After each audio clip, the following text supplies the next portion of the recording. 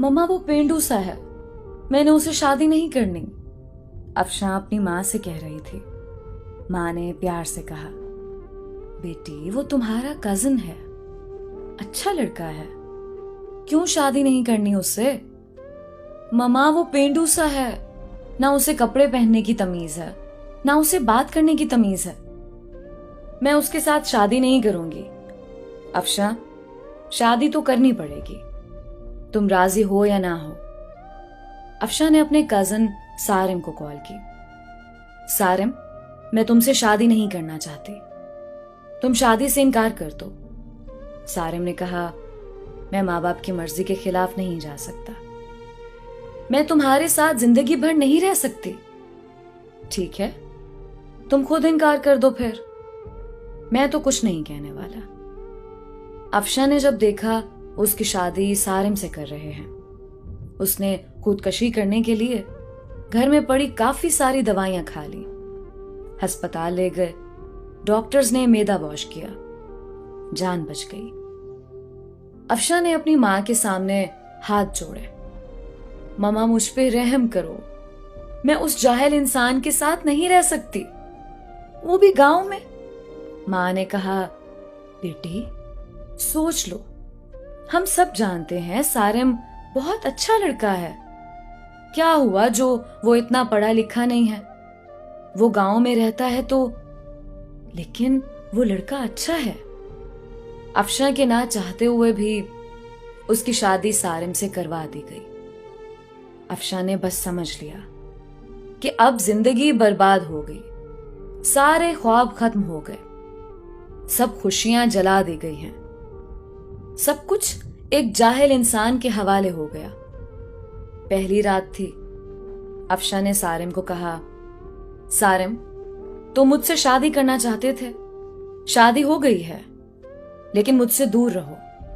सारिम मुस्कुराते हुए कहने लगा, ठीक है अफशां, आप इतना गुस्सा क्यों कर रही हैं? अफशां गुस्से से बोली, तुमने मेरी जिंदगी तबाह कर दी है सारिम।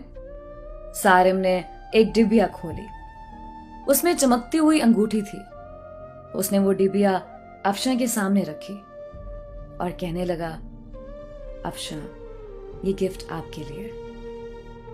अफशां ने अंगूठी उठाकर साइड पे रख दी और करवट बदलकर लेट गई, रोने लगी।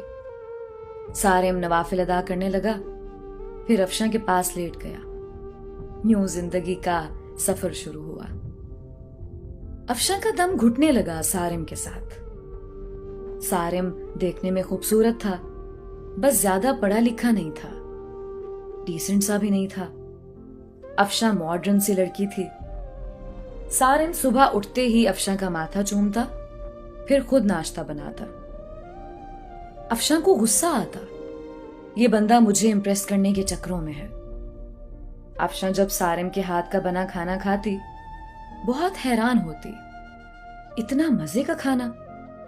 सारिम रात को थका आ रहा आता, अफशां बस खामोश सी अपनी दुनिया में गुम सी रहती। उसको कोई परवाह नहीं थी सारिम की। सारिम भी अफशां को कुछ ना कहता था।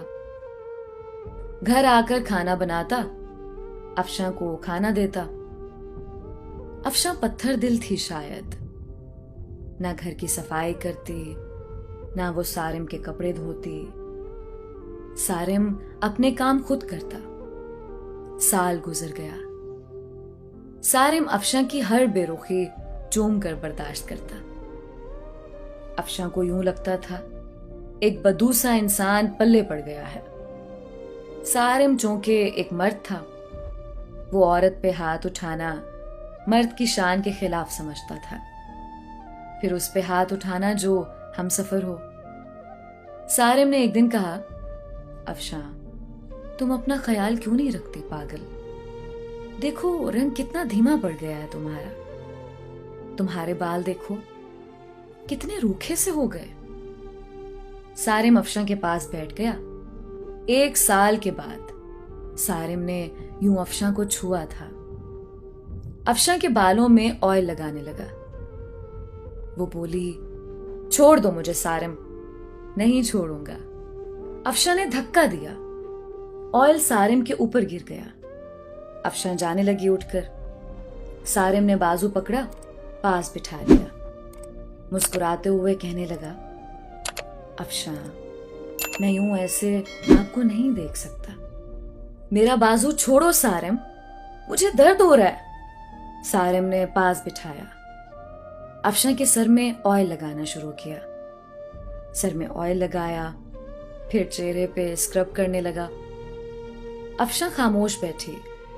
सारिम ने मुस्कुराते हुए कहा, चुड़ैल जाओ, अब शावर लेकर आओ और पिंक ड्रेस पहनो, मैं तुम्हारी फेवरेट बिरयानी तैयार करता हूं। अफशां हैरान थी, इतनी बेरुखी पे भी इतना प्यार करता है सारिम। अफशां शावर लेकर आई। आज चेहरे पे अजीब सी चमक थी। अफशां ने अपनी दोस्त को कॉल की, यार सारिम ने ऐसे किया मेरे साथ। उसकी दोस्त ने कहा, सारिम अच्छा इंसान है, उसकी कदर करो। अफशां बोली, वो मुझे इम्प्रेस कर रहा है। उसकी दोस्त ने कहा, अफशां, किस्मत वालों को ऐसे मर्द, ऐसे हमसफर मिलते हैं।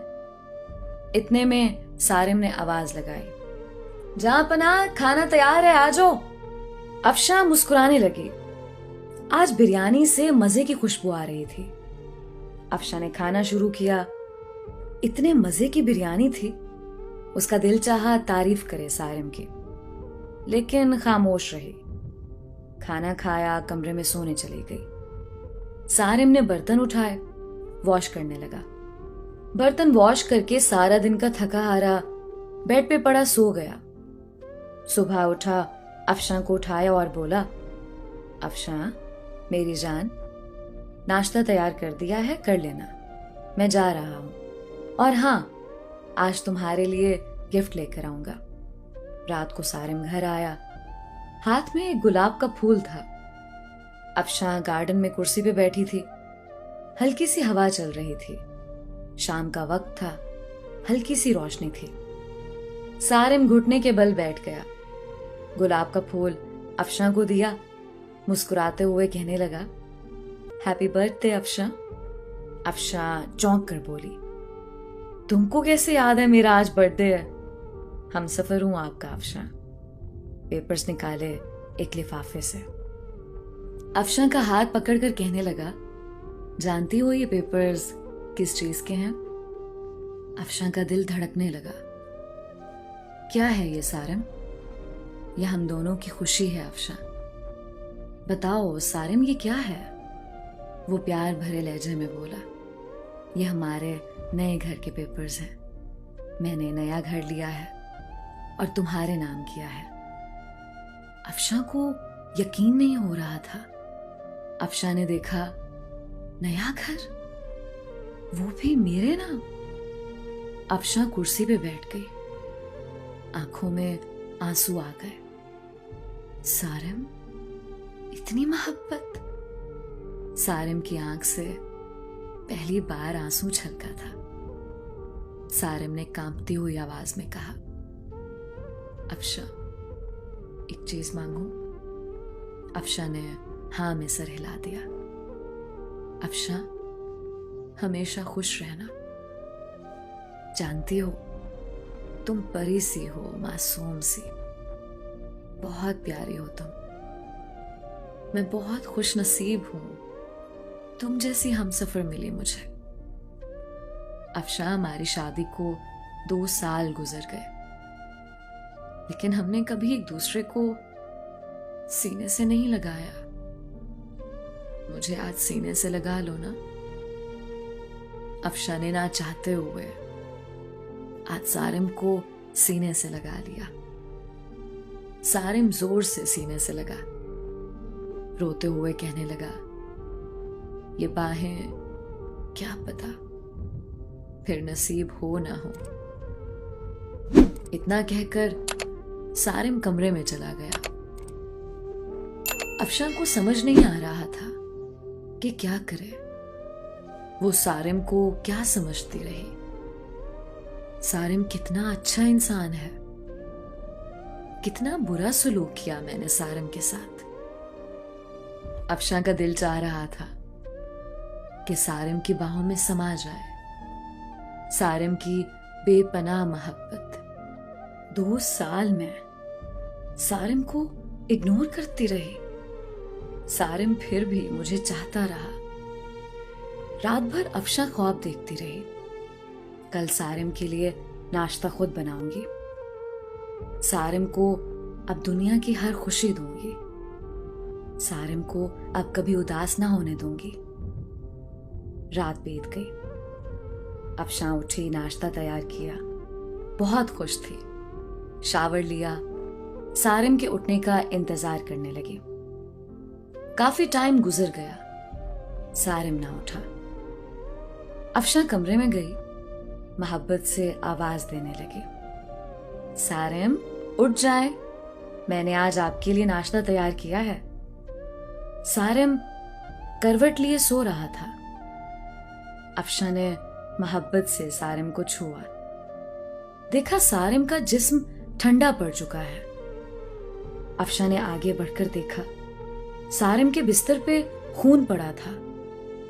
मुंह पे खून लगा हुआ था। अफशां चीखने लगी, जोर जोर से आवाजें देने लगी, सारिम उठ जाओ, ये क्या हुआ है आपको सारिम, उठो ना। मोहल्ले वाले इकट्ठे हो गए, अस्पताल ले गए। डॉक्टर ने चेक किया और बोला, मैंने कहा था इसे, अपना ख्याल रखो, अपना इलाज करवाओ, किसी को साथ लेकर आओ।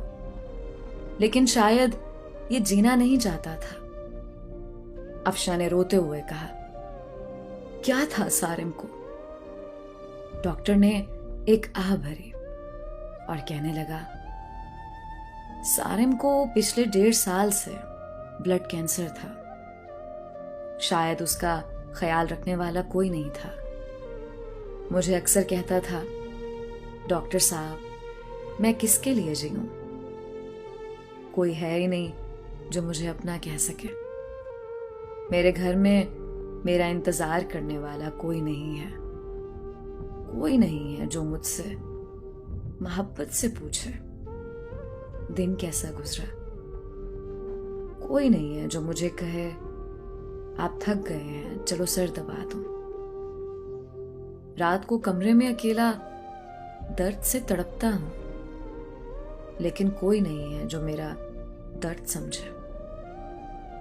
अफशां जमीन पे गिर गई। सारिम, ये क्या कर दिया तुमने? सारिम, मुझे माफ कर दो। सारिम, मैं पागल हो गई थी। सारिम, ना जाओ मुझे छोड़कर। सारिम, मैं मर जाऊंगी तुम्हारे बिना। सारिम की लाश सामने पड़ी थी, जो जिंदगी में अफशां की मोहब्बत को तरसता रहा।